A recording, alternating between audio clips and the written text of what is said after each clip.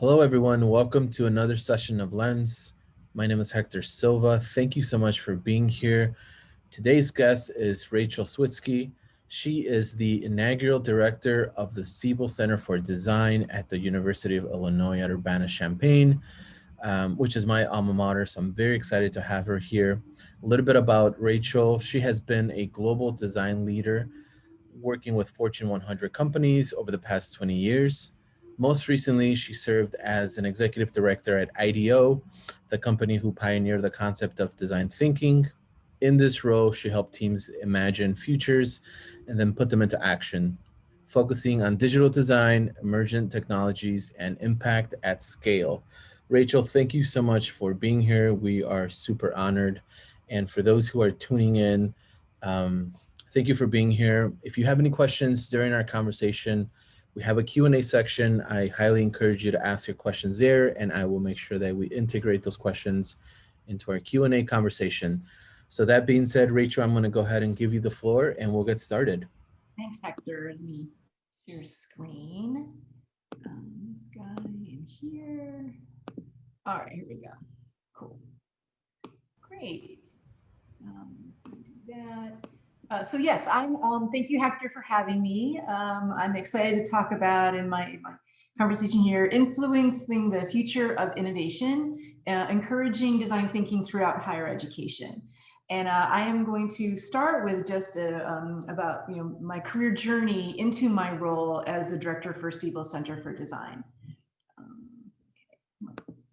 So here I am back in 1988 as a freshman at University of Illinois Urbana-Champaign, and I started off in industrial design, and that was knowing at that moment in time industrial design was not very digital. It was all very product oriented, but it gave me a really good sense of what it takes to think about people and design for people, and then learning about what is that process for design for people as you gather people's needs. So moving on from my undergraduate world, I did you focused in on physical product designs and looking at industrial design at that point in the early 90s. But I decided to go into exhibition design and thinking about how people take in learning and understandings from how does it you walk through an exhibition, and how does it you educate people through that. And I went to the Smithsonian Design Museum as my first job out of school, and I worked with a curator, Ellen Lupton, who's super famous in a lot of publishing of books around design, but she was pretty early in her role as the curator of contemporary design at the Cooper Hewitt. And this was one of the big exhibitions I worked with her on in the early 90s called Mechanical Brides, Women and Machines from Home to Office. And she's a fantastic mentor at that time. And just pioneer in looking at design history. And I was very interested in just the power of design and how you could relate that back to to audiences and how they understand about what does design mean for them in the context of our culture.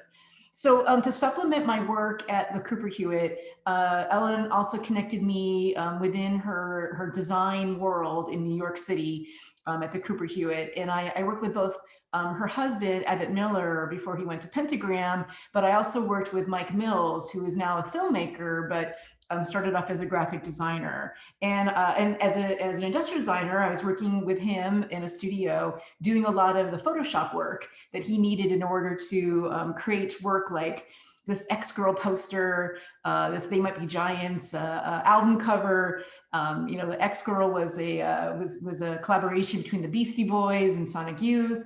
I was really into music. It was a really fun position to have very early on in my work as a designer. But I realized working with Ebbett Miller and Alan Lupton and Mike Mills that I was not a graphic designer, but I was definitely a designer in training from industrial design. I was very intrigued by digital, but I wasn't sure, this was not my place to be a graphic designer. So, but at this moment in time as well was a bit of the dot-com boom.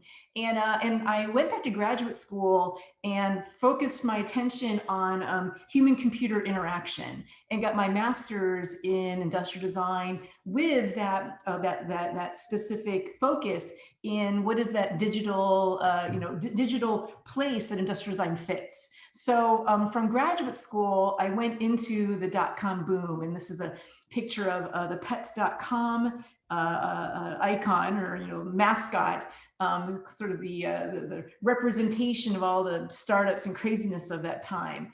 So I spent, the early part of my career postgraduate school doing a lot of this, doing a lot of boxes and arrows, and working a lot in information architecture, working a lot with startups at that time, and then building in a closer understanding about system design and how that relates from a conceptual understanding as a designer, and how we can help with the usability of building these digital systems. So really like found my my passion in this work, and thinking about, I'm not a graphic designer, I have this training as an industrial designer. What's that interesting match now as our industry evolves?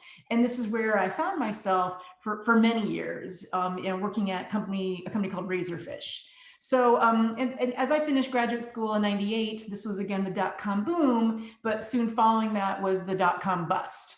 And the industry really fell apart in a very interesting way. And again, I was at Razorfish, but Razorfish was bought out and sold, and it went through this kind of crazy chaos.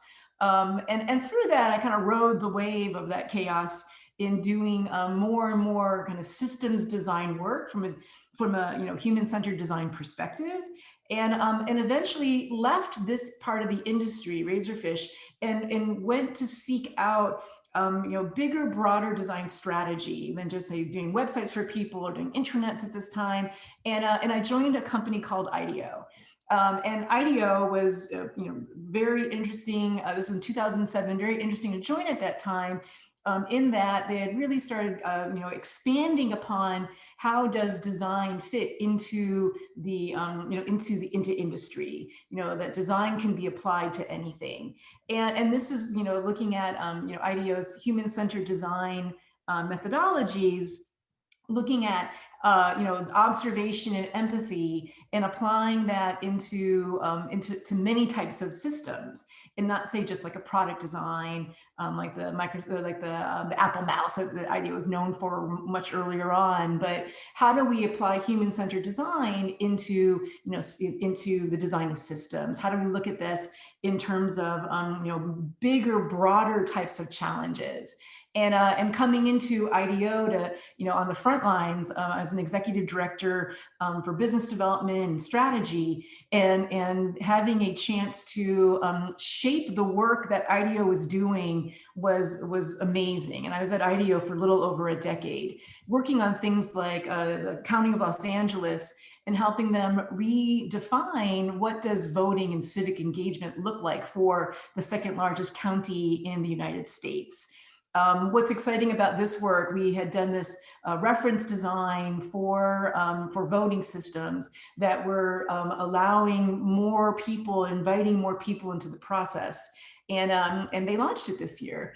This was shared by some Ideo friends that we knew that they were planning on having this new voting system launch for the 2020 election. And whoa, here we go, Snoop Dogg posting that not that he's using our design, but we saw the design in his Instagram here, which is pretty exciting. Other big work that I did at Ideo was working within retail, and looking at how does retail start looking at these or thinking about multi-channel platforms of engagement. And when you look at a lot of online shopping, how does that fit with what offline shopping or offline offline touch points look like?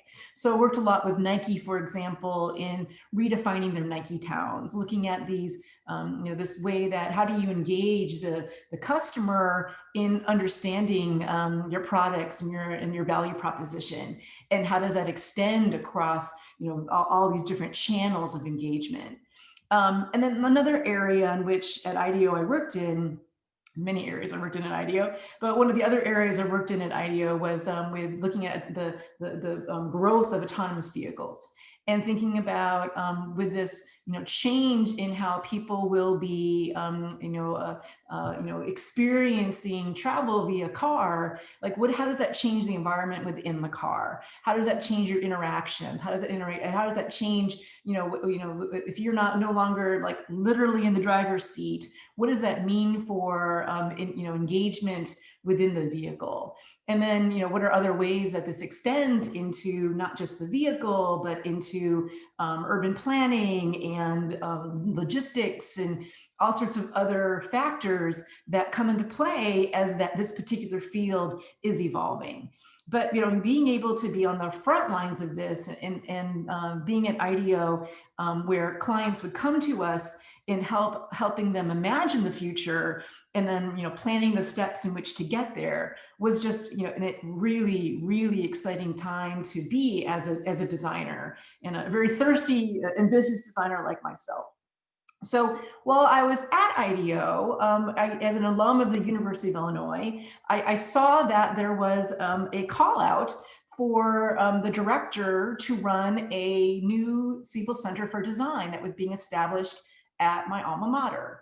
And this one of our esteemed alum was Thomas Siebel. He was providing a $25 million lead gift through his foundation with his wife. And it caught my attention. And I was extremely intrigued by this, that there was this new center being developed at my university that was very much encompassing all that I had dedicated my 20-year career at that moment in time. So I threw my hat in the ring to be the director. I was like, I was not looking to leave Ideo, but it was something that, when in leaving Ideo, what would be my next step? And this was something that felt right to me. And I'm going to now go into why this felt right to me, and what the interesting design challenges and what it is that we've been doing in order to accommodate the mission. So in our mission at Siebel Center for Design is to practice, model, and teach design thinking using human-centered design to reimagine our campus, our community, and our collective world. Now we've tooled with this mission statement since I started 2.5 years ago at the Siebel Center for Design. It was it wasn't exactly how I wanted it to be stated, and I felt that this, to me, the practice, model, and teaching of design thinking to our students and our collaborators on campus and beyond, this mission statement captured what it is that I could see was the potential opportunity to really reimagine higher education, and honestly being brought in as a disruptor for it. So just some stats, and Hector, you'll be aware of this being an alum, but University of Illinois is a Big Ten university that's based in Urbana-Champaign, and it's kind of almost dead center in the state. So not a lot of industry nearby, but 2.5 hours from many major cities. But our total enrollment is quite large. It's 51,000 students. And the breakdown of that is we've got 34,000 undergrads, 17,000 graduates that are spread across 15 colleges. And even the number of faculty and staff is quite numerous, 15,000, in order to support all of these activities and learning.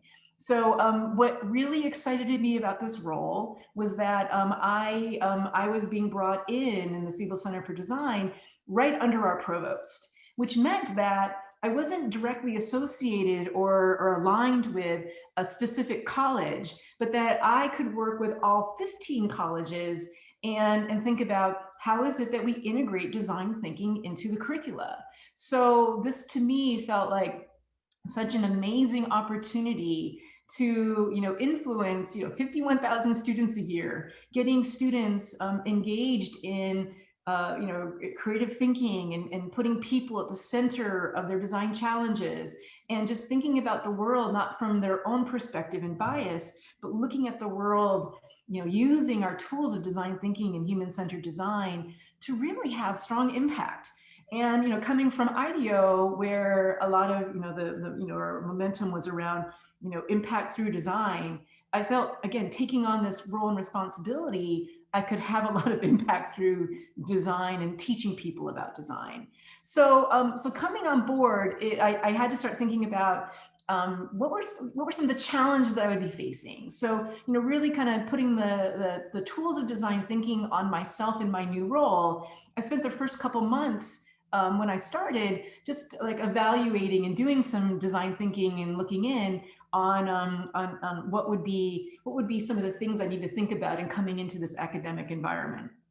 So some things like looking at these comparisons of academia versus design thinking, where academia, a lot of people think about this single hypothesis, versus in design thinking, we're always iterating, rapidly evolving our set of assumptions. As we learn new information, how do we get inspiration from that? How does that evolve, or how might we statements and opportunity areas? In academia, there's this tenure pressure of publishing and a lot of solo publishing. And design thinking, it's all about multidisciplinary perspectives and how can you learn from one another and what is it that you can build upon. So I knew there'd be some tensions around that. And in academia, again, it's like asking the right question in terms of like forming that single hypothesis. In design thinking, we're always trying to find the right answer. Our questions are always evolving in that, as we learn more information, are we, how is that shaping and forming what we think the answer should be, which is, we know, like, design's never done.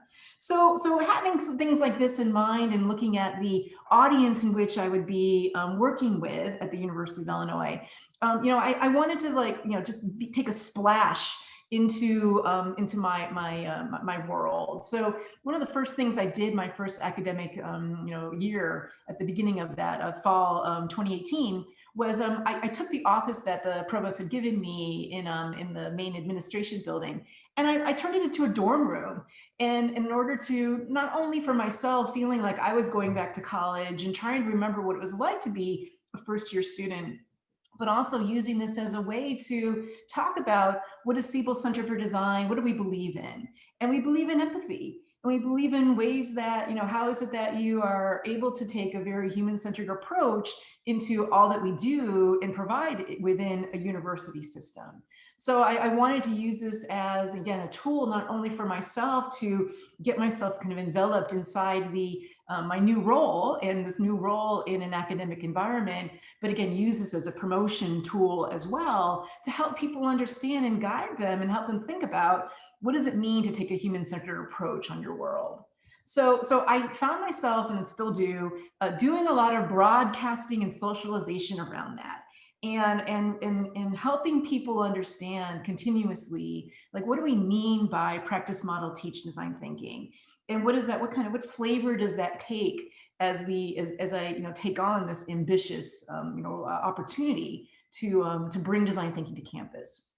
So I have a set of priorities that, again, keep evolving as we learn more, but this is the current set. And it's we look at where is it that we can embed design thinking quite easily. It's in the first year experience and in the capstone projects. So, those bookends of your experiences on campus, how do we get people as they're coming on board and, walking into the campus first thing and start kind of integrating design thinking into those experiences. And then as people leave campus, how is it that through those capstone projects that they are working on in their senior years, how is it that we make sure that it has some sort of element of design thinking, human-centered design?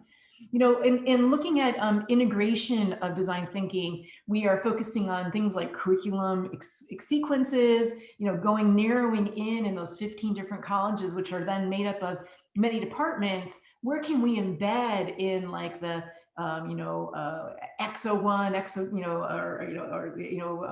the 101, 201, 301, 401 type of classes as they build and scale upon each other. Looking at the scale of our university, a lot of bang for our buck is looking at the general electives and these like large scale courses like our RET 105, which everyone's required to take, or again, these general electives where we're going to get a wide cross section of students. These are like our focus areas of where it is we put our attention into in developing content and working with instructors to embed design thinking in those courses. A lot of opportunity as well at University of Illinois is helping redefine entrepreneurship and very much think about how is it that we help the people think of themselves as entrepreneurs. That's one thing. How is it that we can go beyond just tech entrepreneurship and think about social innovation, social impact type of work in entrepreneurship. And then again, just the baseline, helping people think about who is it they're designing for and having more, high quality, high impact type of startups that are being created in our organization. Again, thinking about the scale of our system, a lot of the pilots that we've been running over the last couple of years have been smaller organic pilots to try out what these models are for what could work best within our systems. So what we've been doing now is reflecting on what we've developed and how is it that we can start building towards much more scalable one-to-many or like self-guided, self-service type of content that can be used broadly across our systems. And then of course, I'm always thinking about how do we make our university more human-centered? And I'll go into that in a moment in terms of the types of projects that we've been doing. So again, from a team that supports this, I just wanted to talk about, I've got about a team of 20 people and then a bunch more of additional types of students and grad students. But I've got a small administrative team that's helping me with strategy. We have invested a lot in assessment and research to help us track and look at the impact and metrics of design thinking within curriculum across the university. And then I have a whole group of postdocs, of graduate students and undergrads who are helping us in the definition of department-specific curriculum and all sorts of co-curricular activities. So I also, in addition to working explicitly within departments across the university, we have been owning a set of classes since pretty much my first semester. So we're on our third iteration of defining these classes. And of course, like our flagship class has been this introduction to design thinking, which has been just quite important in order to just establish a foundation of how we define design thinking on our campus, how is it that we teach it, and then with what we're creating in that class, how do we take those modules and apply them across the board in other curricular structures across the university? Along with that, we have found this need to create a course around storytelling and very much, beating the drum around communicating communicating people's needs and talking about how that fits within the work that people are doing in these introduction to design thinking classes. That storytelling and design thinking are just, they're part of the same thing. So how is it that we help our students learn how to be great storytellers?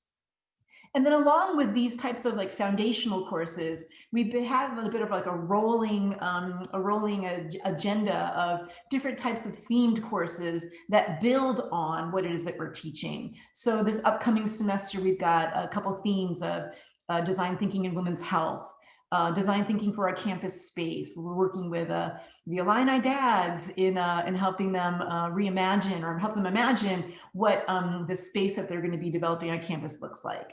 We're working with an alum who is a prominent attorney in Chicago, and he's working with us as an adjunct professor to teach a course called Rethinking the Justice System through Human-Centered Design. And then another class that we're piloting out is called Systems of Failure and Design Solutions, to think about mindsets of design thinking include things like, learn from failure. So how can we build that into a class? So I just also wanted to highlight that we have we have a wide variety of students who take these classes. And then as they take these classes, they want to learn more and more and more about design thinking. They want to practice what it is that they're doing and learning. And they can get this a bit within their coursework, but we've been bringing students on board from a very cross-disciplinary perspective to work with us on these experiential learning projects. So this is one of my cohorts of interns from the summer that we were working with. And like recent projects that we've been doing, these two were around COVID this past summer. So we launched a Safer Illinois app, or not Siebel Center for Design, but the university that helped with tracking, contact tracing, and tracking your test results of COVID testing on campus. So we had people looking at the user journey of this, we call it the shield, looking at that on campus. But again, this required a lot of human-centered design experience. You know, some of their work that we've been doing, some of the sciences and STEM, working with our cancer center to understand what are the opportunity areas to inspire new student voices to join in cancer scholarship. So how do they create more diversity in students who are majoring in different STEM fields that can go into cancer scholarship?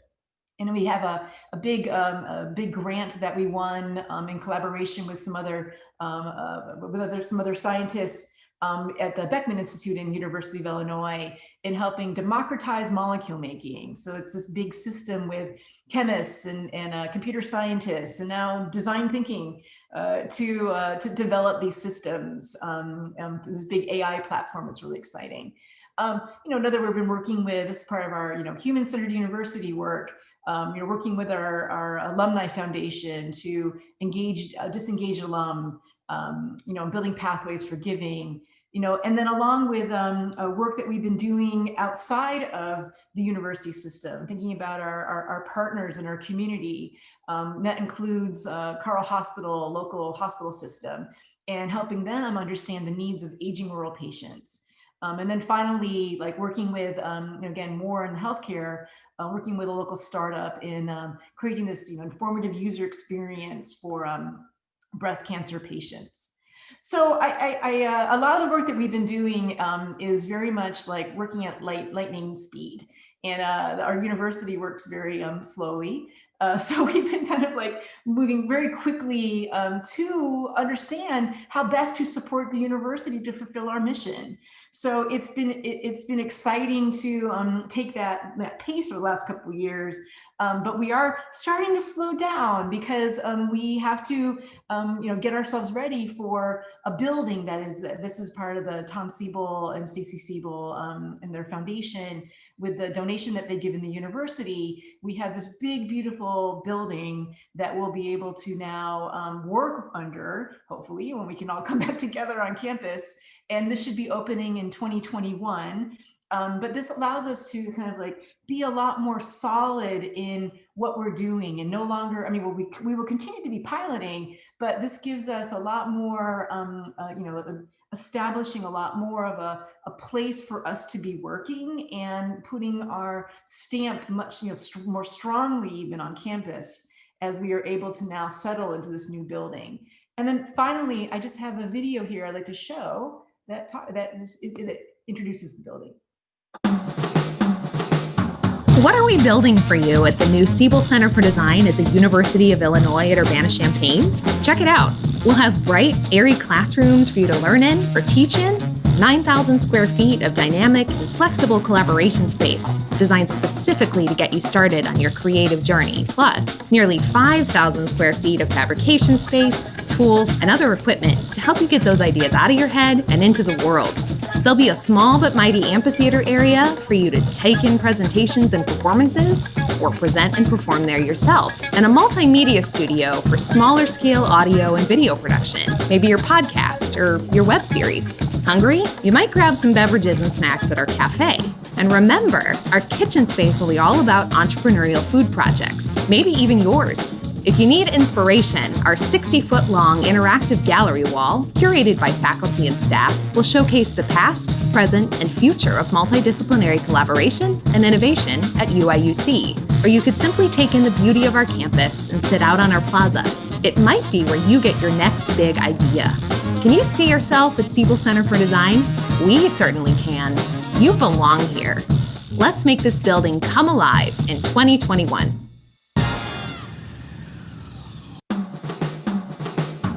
What are we building for you? So not to repeat the video, but wanted to say again, Hector, thank you so much for having me. And here's my contact information for posterity. And I will stop my share at this moment and come back. Awesome. Well, thank you so much. And for those who are watching, go to the University of Illinois if you want to get a good education. But no, let's dive into everything that you just shared. Number one, that was amazing. It's fantastic. I had mentioned this to you before we started this webinar, is that I'm really happy that the university is doing this.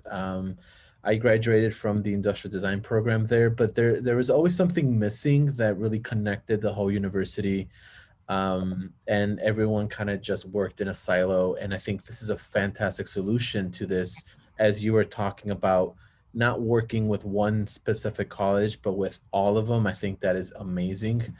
And that is a really good way to really integrate design into everyone.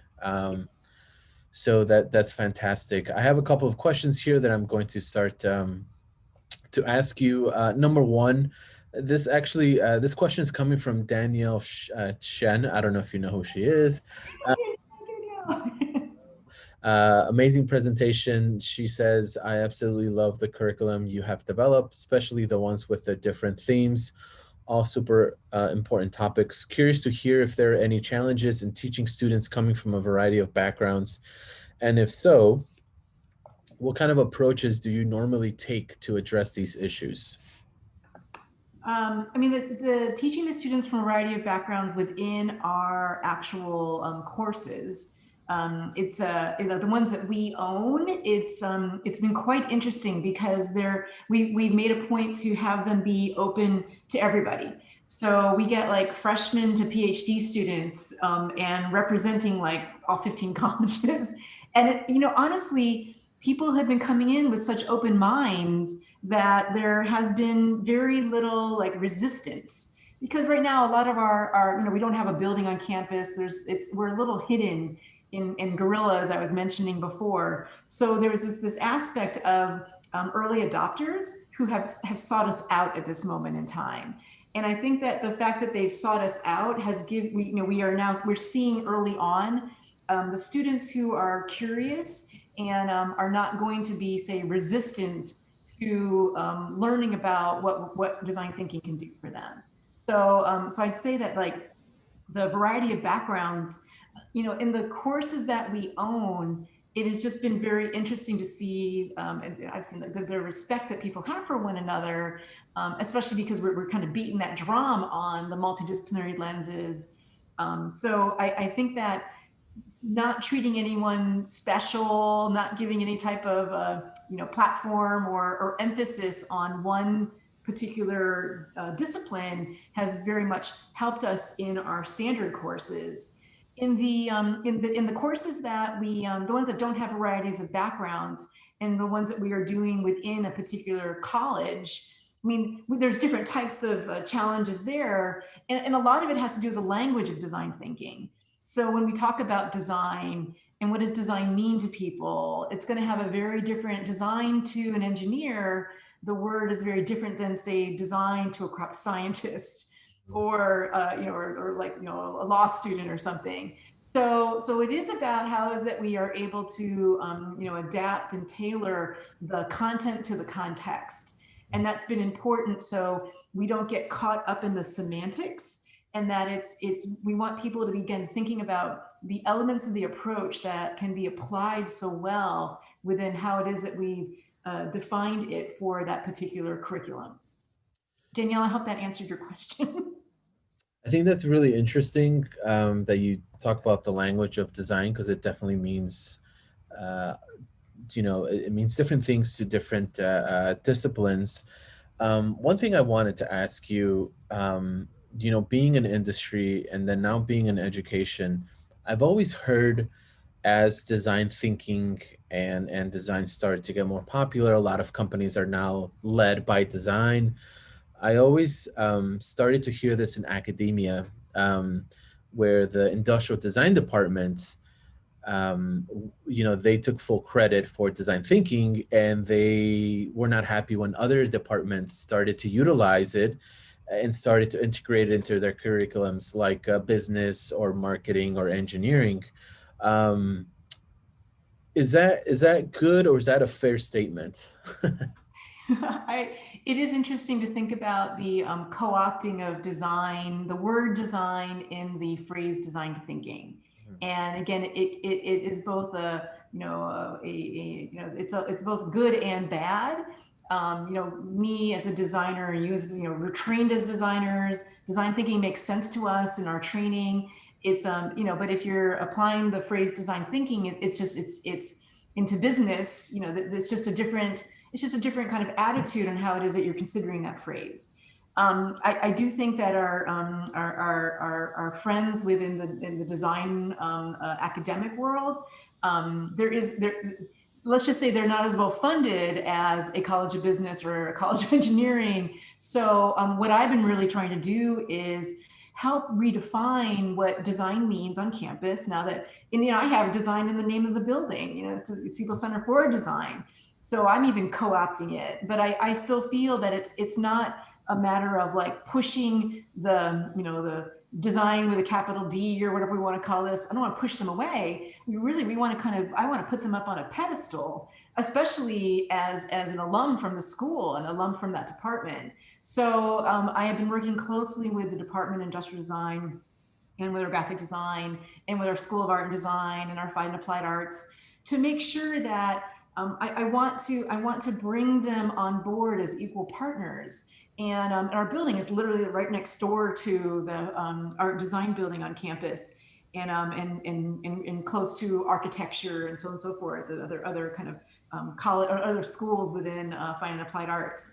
And I just think that it's I want to bring them. I don't want them to get them lost in the kind of excitement around design thinking, and not having people think that design is so broad, but there is absolutely specialties and experiences that are being taught within those schools. And we know as practicing designers ourselves, and that there could be design-led organizations, but there's still the practice of design with a capital D. And not everybody can do that. And that's something we can all be a part of, understanding what is necessary from a strategy perspective, or having, again, my Venn diagram of, viability, feasibility, and desirability from a design thinking perspective, leading the charge. But also, once we lead the charge and determine what needs to be designed and how that's supported by business models, how that's supported by technology, there's still a user experience interface that needs to be, has to have a very high quality of design as well. So this is still a high skill set that is completely, should not be left in the dark on the opportunities here. Right. That's a fantastic answer. We're in the middle of a pandemic, and the Siebel Center of Design is still under construction, and you guys are moving along. Actually, the university is probably one of the best universities that has an amazing COVID strategy, where you're probably being tested 4 or 5 times a week. Yeah. I just saw a video about it and I was very impressed. My question to you is about these challenging times. What are some obstacles that you've been experiencing during this pandemic, and how have you been encouraging your students to develop different skills with limited access to resources? Yeah, I mean, that's a really good question. And we've done what a lot of the industry has done, which is, we had to move online, right? For our own courses last spring, we started using Miro, and using Miro as a place for, our virtual whiteboards, because this is all about collaboration, and it's all about like discussion. And it's all about, the insights that you're gathering, and what is it you're seeing through those insights. And those are a lot of what we're teaching. We're not going into, as we're just saying, I'm not going heavily into the design with a capital D, like the design practice, but more helping right now people kind of understand what it is we're learning. So that collaborative synthesis, all the elements leading up to ideation is all so, we're so used to being in person. We're so, the idea of meeting people in their homes when you're doing your research, or meeting people within their work. That's been very difficult and a challenge across the board, not just in academia, but within industry as well. So we've been, along with Mural Boards and the evolution of our Mural Board technology, where this semester we created, and this kind of building into our more of these self-guided systems, we've created kind of embedded guide to learning in this like long mural board. So it walks our students through the process, and we've taken a lot of the like workbooks that we've created and now establish them into these more interactive environments within Miro, so that we not have only been using those within our own classes that we, the ones that we run and own, but we've been taking those Mural boards and modifying them for other classes of which we are a part of. In like, we did this in engineering, and we did this in our College of Business class that we're running this semester. So that's been very interesting to see how opportunities to, once the pandemic's over, what are opportunities to scale and expand, so that it doesn't have to be purely in-person instruction. I think the aspects also of encouraging our students to interview people through Zoom. I mean, that's just been hard, and there's just having that kind of you're just not able to get all the insights that you want, by doing that. And I feel for the industry in general, when we are doing our user research, we don't have the luxury now at this moment in time to be in person with people where you can pick up on different types of cues. So there's nothing we can do about that, but it's just been more of kind of helping our students and encouraging them to still write out our research plans, still do your recruitment, still like talk, document your process so that we can all see that you're doing this and that you're capturing this for your own case studies and process development. But I mean, those are just, we have the same type of obstacles that the industry has, just that we're trying to teach people and being like, this is not how it always is. There will be a time that hopefully you can go meet up in person and you'll see what the difference is when you're able to pick up on those like visual cues that, that the observation is just, it's much more difficult when it's kind of like set up in this like square or this rectangle that we have to deal with. Yeah. But hopefully it'll be over soon so we can be able to go back to whatever our next normal is in the industry. Right. Now, you're coming from industry, working at a very prestigious studio like Ideo, and you're coming into academia, coming back to your alma mater, the University of Illinois.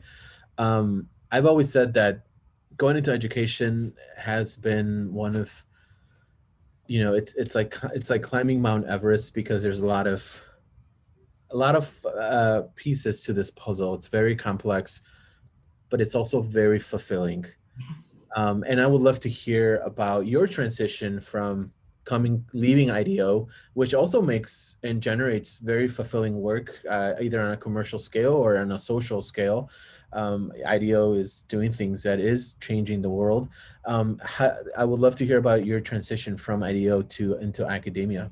Yeah, I love your climbing Mount Everest. I think it's such a great, you couldn't put it any better, that it's so hard, but it's also extremely fulfilling. I cry every day. Like I just getting emails from students and working with them, and just hearing about this inspiration that they gathered. I mean, I am happy. I was very happy at Ideo. I was there almost 12 years. The conversations and the people and the clients we get to work with was just amazing. And it was hard to think about what would top that.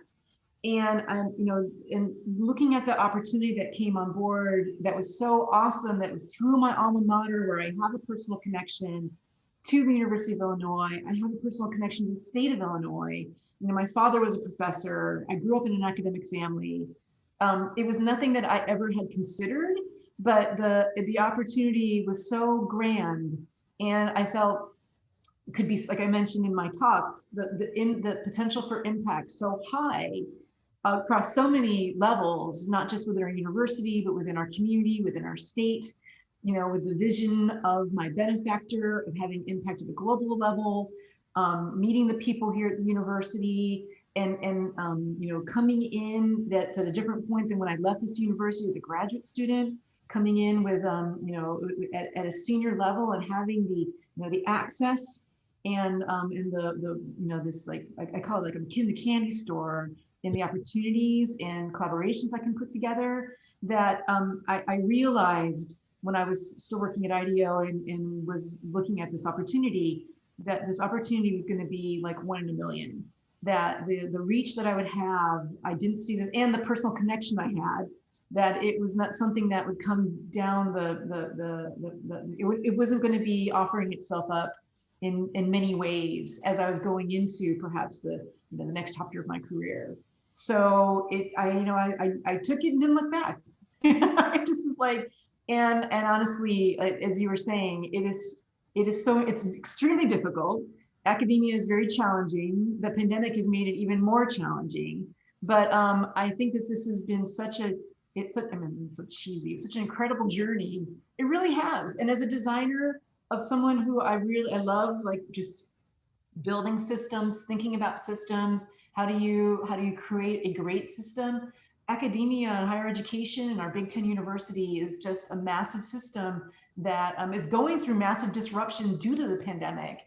And I'm so glad to be here and be working with the people that I have access to help figure out, how do we make sense of this, and how do we, I'm always going to be looking on the bright side of things, be optimistic, but it's also just my personality, and just thinking about, like, yes, this is horrible, but what are the opportunity areas here? How do we turn these barriers and challenges into opportunities?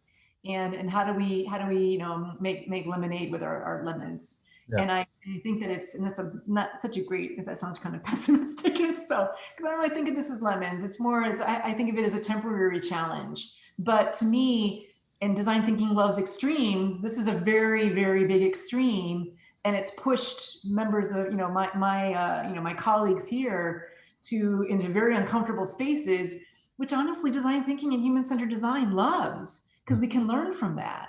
And not that we want to be working in the extremes all the time, but how do we take how people, adapted, and how do we take the learnings from that, and the tools that were created, and how do we think about that? How does that then push us further into the future of disruption in higher ed? And then how do we take that then into how we teach it?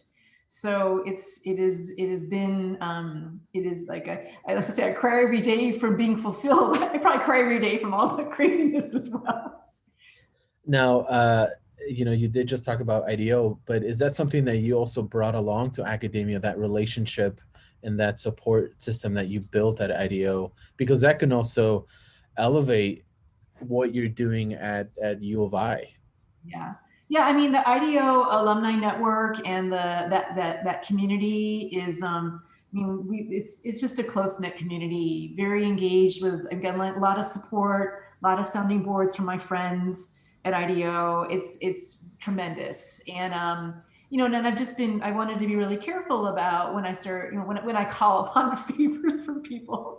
So, in a matter of, when we're ready to, take it to the next level, or when I want to make sure that, I want to use people's time in the right way. But what I've also loved is there's a big subset of Ideo folks who've gone into academia as well. So we've got a bit of a small cohort of folks at different universities and colleges. That's been really, really cool, because it's I did to say, I don't want to say Ideo is a cult, but it's somewhat of a cult. It's somewhat of like, we've all drunk the Kool-Aid.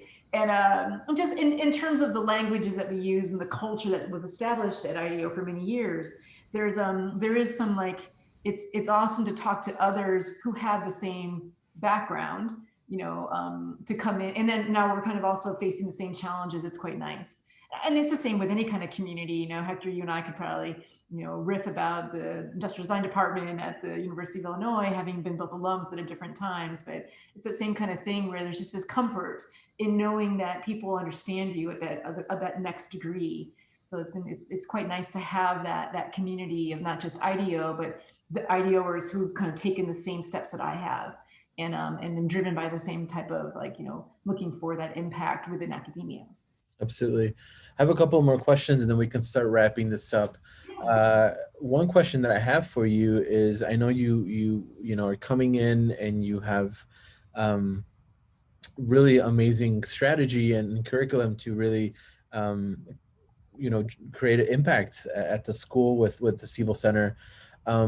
What is something that you definitely want to accomplish in the next couple of years as the director of the Siebel Center? Um, you know, I'm sure that you also have personal goals, you know, and as you work with the university, I'm sure there's something that you really have an itch to accomplish. What is something like right off? Yeah, I mean, I mentioned the kind of like the early adopters before, where we definitely, as we came on board, there was definitely there's a lot of interest around Siebel Center for Design, but there was a lot of like, I'm not really sure like what's in it for me. And so, you know, we had some people who were like, yes, definitely work with me. And that's been great to just sort of get us off and running. But there's definitely lots of pockets in the university that I don't feel that we've had enough traction with yet, and you know, like the humanities, and thinking about like how does design thinking fit within the humanities. And you know, when I came on board, I knew like, you know what, it's going to be like slam dunk working with engineering and slam dunk working with business, you know, like those to me like feel very natural areas that, as we know in industry, it's already established about how design thinking can be working with those types of, you know, those types of disciplines. But when you think about like, I would have never thought that I'd be working with the chemists, you know, or the biologists, or the physics department, or crop sciences, or food science, you know, the more STEM related areas within our university. It just, it wasn't in part of my industrial world, really, my industry world very much, you know, other than perhaps, you know, clients coming in from that world, but we were creating different things for them. But thinking about how is it that design thinking fits within chemistry curriculum just blew my mind, and that they were part of the early adopters of our last, you know, couple of years was like astounding, and you know, just, you know, incredible. But I have to say that, you know, to me, there's still, you know, we got there 15 colleges, and I'm in those colleges, you know, how many hundreds of departments, and there's a lot of opportunity that I have not, we've not figured out yet is the key word, in a lot of the humanities. And, but we're working on it. And we've very, very good support from many people within our humanities. And I really want to like, I want to crack that nut, you know, and, you know, again, a place where we've been working is in the foreign languages, which again, design thinking and languages, it would never have occurred to me, but there's so many opportunities. And so now how is it that we're able to kind of really build something with these places that I would have thought, I wouldn't have given any, not they would have given any thought to, it wasn't what was top of mind. So I think in the next couple of years, that is a really great opportunity. And honestly, I see ourselves, because of how we're positioned in the university, how we're positioned in the University of Illinois system, you know, our wonderful benefactor, our amazing building, and the trust that we have on campus. You know, I just think that we have a you know, a long runway of work and strategy and examples that we can then create and give to the world. So the fact that you know, we are being, you know, we are being invested in and seeded to help our university, I feel helps academia at large. So in the next couple of years, along with cracking that nut in humanities, continuing to build our relationships with all these STEM fields and design and so on and so forth. But like, what is it that we can create that helps not only our university, but goes beyond that? And again, I look like in our university, within our community, within our university system, within the state of Illinois, and then like above and beyond, like all other university systems, Big Ten, all our colleges that don't have a Siebel Center for Design. And what is it that we can provide out into the world that is inspiring? What is it that we can host? How is it that we can teach and train? What is it from like, you know, different types of systems that we can share and that people can build upon? I just think that the opportunity is quite large. Yeah, I think that sounds amazing, and I'm actually really excited to see where that goes, because I do believe that the humanities would benefit from design thinking. One immediate example that comes to mind is this student. She's no longer a student, but was a student at the University of Notre Dame in industrial design. She went into industry for quite some time, and then she switched to politics, and she used design thinking as her platform, and she's a senator for Michigan now. Oh, wow. That's super cool. It is. I think it's pretty amazing. She has then since come back to, I was at one of her talks when when I was working at Notre Dame. She went and gave a talk about how she used design thinking to win her election and grant her a seat in the Senate. It was super inspiring. But there's other things, literature and history, philosophy. I think it would be amazing to really explore that. And you're probably the perfect person to do that, because with your experience at Ideo, I think the school is in a really good position to succeed. So I'm very excited for that.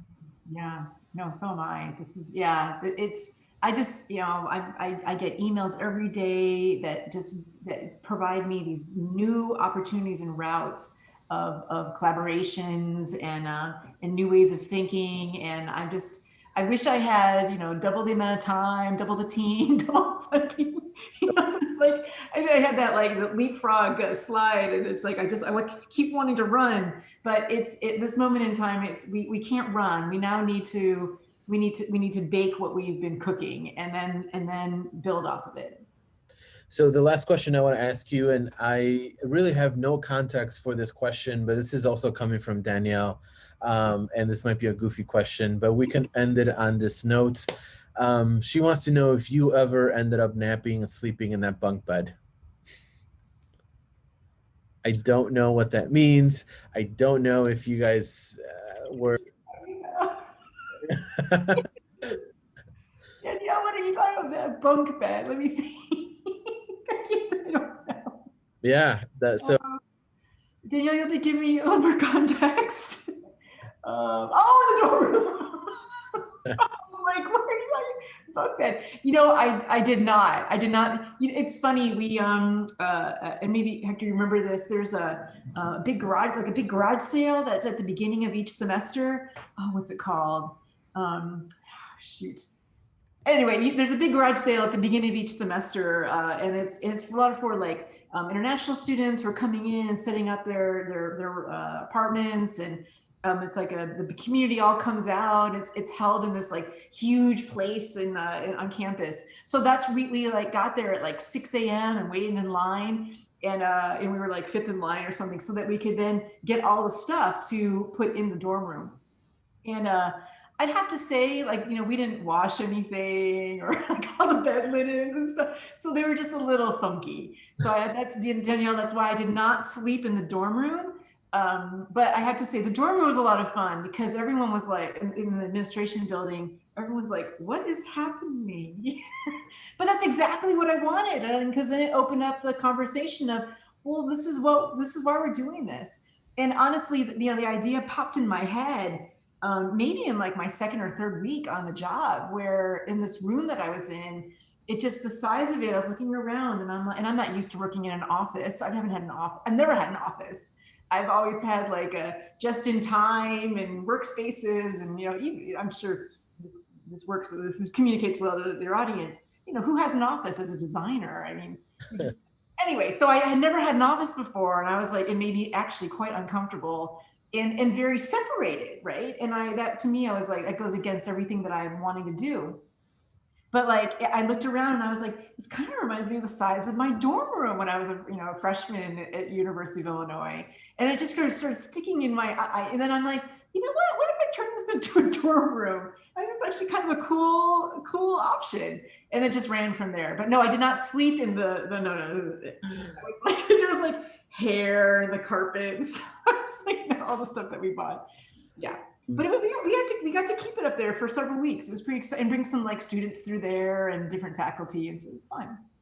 Well, the dorm rooms at U of I are much nicer now than they were quite some time ago, as the university is going through renovations, and they're erecting new buildings and making the campus look beautiful. So, but that being said, we're gonna end it on that note.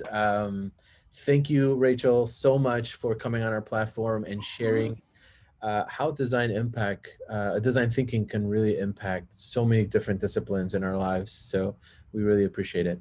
Yeah, no, well, thank you for having me. I can talk and talk and talk and talk and talk about this, as you can tell. Yes, so yeah, and then and again, if any other questions or follow up, anyone can contact me on LinkedIn or my rswitzky@illinois.edu. Sounds good. Thank you so much for everyone who joined, and we will see you on our next webinar. So take care. Thank you.